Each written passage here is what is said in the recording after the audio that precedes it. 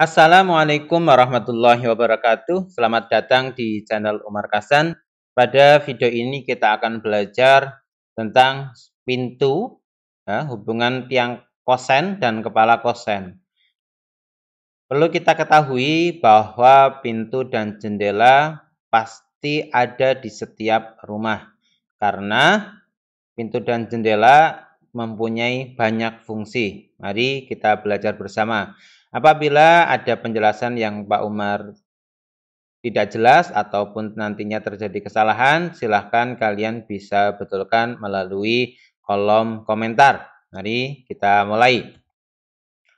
Untuk dapat keluar masuk ya, ini fungsi dari pintu. Ya. Fungsi dari pintu untuk dapat keluar masuk ruangan dari suatu bangunan dengan mudah dapat dibuka dan ditutup. Selanjutnya diperlukan ibu pintu, ada yang menyebutnya kusen, ada juga yang menyebutnya gawang, ya, gawangnya. Dan daun pintu sebagai penutupnya. Kalau jendela berarti daun jendela. Untuk dapat menambah masuknya cahaya siang dan udara segar pada ruangan diperlukan jendela dan ventilasi. Jendela harus juga dapat dengan mudah dibuka dan ditutup. Lanjutkan. Ya, untuk dalam ruangan itu diperlukan pertukaran udara segar dapat menggunakan Eithauser ini. Ya. Pintu dan jendela maupun ventilasi harus mempunyai bentuk yang baik, indah dipandang mata, kuat konstruksinya dan awet. Luas pintu dan jendela dari suatu ruangan minimal itu 1/6 kali luas lantai. Jadi 1/6 kali luas lantai. Misalkan luas lantai kamu berukuran 3 kali 2 meter, berarti 6 meter persegi, berarti ya ininya minimal 1 meter persegi. Ini jadi 1/6 kali luas lantai. Lantainya berapa? Tinggal dikali 1/6 dari ruangan tersebut. Ini untuk apa, Pak? Ini adalah untuk mengatur atau memperlancar sirkulasi udara atau cahaya yang masuk ke ruangan tersebut. Digunakan kayu dengan kualitas baik. Yang akan kita bahas adalah kusen dan daun pintu serta jendela menggunakan kualitas dengan kayu, bahan dasar kayu. Ya. Pintu dan jendela itu dapat dibedakan menurut yang pertama konstruksinya. Nah, konstruksinya itu apakah pintu dan jendela berkaca atau punya panel atau krepyak, ya, atau jelusi atau klem. Hanya maksud dan tujuannya untuk keluar masuk atau untuk dapat masuknya cahaya siang atau untuk ventilasi dan lain-lain. Yang C, cara membuka. Ya, cara membukanya apakah berputar, geser, atau menggulung. Ya. Selanjutnya yang D, cara penempatannya, apakah di luar atau di sisi bagian dalam. Ya, kusen itu terdiri dari yang pertama tiang kosen atau gawangnya. Tempat tergantungnya pintu diberi alur atau spawning berukuran minimum 1,5 kali 4 cm. Ini 1,5 kali 4 cm juga nanti mengikuti dari daun pintu atau daun jendelanya, kayunya menggunakan berapa. Ya. Dan 2 cm kali 4,5 untuk pintu garasi. Sisi belakang tiang kosen yang berhubungan dengan tembok diberi alur kapur untuk mencegah timbulnya lubang celah-celah yang dapat timbul karena bekerjanya kayu-kayu kosen. Ya, ini untuk memperkokoh kedudukan kosen, dalam tembok kosennya itu dikaitkan pada tembok dengan angker diameter 16 mm.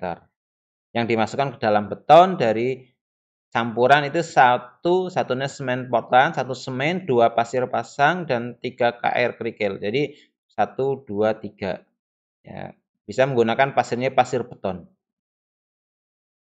B, kepala kosen. Ya, kosen ini dapat berukuran 6-12. Yang sekali lagi yang kita bicarakan adalah kosen yang terbuat dari kayu.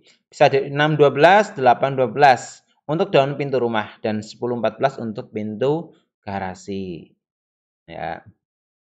Kepala kosen itu dihubungkan dengan tiang kosen dengan hubungan purus lubang ini. Ya, ini purusnya, ini lubangnya. Ya, ini lubangnya. Ini purus. Lanjutkan. Ini diberi kupingan atau telinga agar lebih kokoh kedudukannya. Kupingan, telinga. Ya, kupingan. Selanjutnya, kepala kosen tidak diberi alur kapur seperti pada tiang kosen.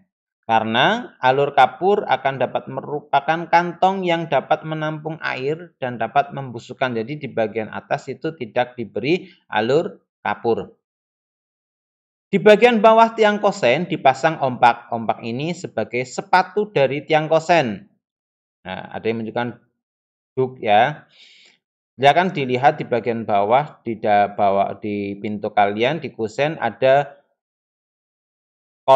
beton. Nah, ini ya. Ompak ini terletak di atas sluf dari beton bertulang dengan campuran 1, 2, 3.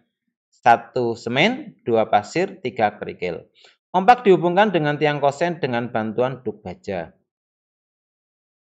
Lanjutnya, dalam pengangkatan nih, agar tidak terjadi perubahan bentuknya, sudut dan lain sebagainya, itu dipasang cengkal. Ada cengkal yang miring, ada cengkal yang datar. Ya, ini untuk dalam proses pengangkatannya tidak berubah kedudukannya, kesikuannya. Lanjutnya, hubungan tiang kosen dan kepala kosen dihubungkan dengan purus dan lubang. Ya, lebar purus ini sepertiga dari lebar kayu. Ya, ini sepertiganya. Ini kalau lubangnya ini sepertiganya lubangnya dari lebar kayu ini. Ya, contohnya di sini lebarnya 12 cm kali 3. Ini contohnya menggunakan daun jendela ya, daun jendela ini. Ini sepertiganya juga. Konsepnya sama. Sudah paham ya? Jadi ini adalah sepertiga dari lebar kayu. Selanjutnya, kalau di sini contoh gambarnya ini adalah sepertiga dari tebal kayunya. Oke, ya. Kita lanjutkan. Ya. Hubungan tiang kosen dikunci dengan pasak kayu, ya, atau dengan baji. Baji dimasukkan ke dalam celah gergaji sebelumnya. Jadi untuk mengunci ini menggunakan pasak kayu, ya. Ada yang menyebutnya dowel, gitu. Pasak kayu ini harus dibuat dari kayu keras. Kadang juga ada yang menggunakan bambu. Jadi tidak menggunakan paku. Yang betul secara teori di perkayuan seperti itu. Lanjutkan. Mari kita mengenal bagian-bagian dari kusen, pintu, dan jendela. Nomor 1 tiang, ya, ini tiangnya. Ya, tiangnya ini. Kalau pintu ini tiangnya. Selanjutnya, ambang. Pada kusen ini ambang. Ini kalau ada 2 berarti ini ambang atas, ini ambang bawah. Kalau ada 3, misalkan ambangnya ada ambang atas, ambang tengah, dan ambang bawah. Selanjutnya, spawning, yaitu tempat peletakan atau meletaknya daun pintu atau daun jendela. Ya, ini. Ini spawningnya, bukan yang ini, tapi yang ini. Ya, ini semuanya ya. Kalau di pintu ini. Ya, sini, sini. Ya. Itu kalau spawning. Selanjutnya telinga ini. Ya, telinga. Hanya alur kapur. Ini cowak ini putus-putus, berarti ini ada cowakan di tengahnya sini. 6 angkur. Ya, ini angkurnya. 7 duk dipasang pada tiang bagian bawah ini. Ya. Jadi kenapa tidak langsung diletakkan di bagian bawah ya, tidak ada duknya di sini. Duk dipasang pada tiang di bagian bawah khusus untuk kusen pintu.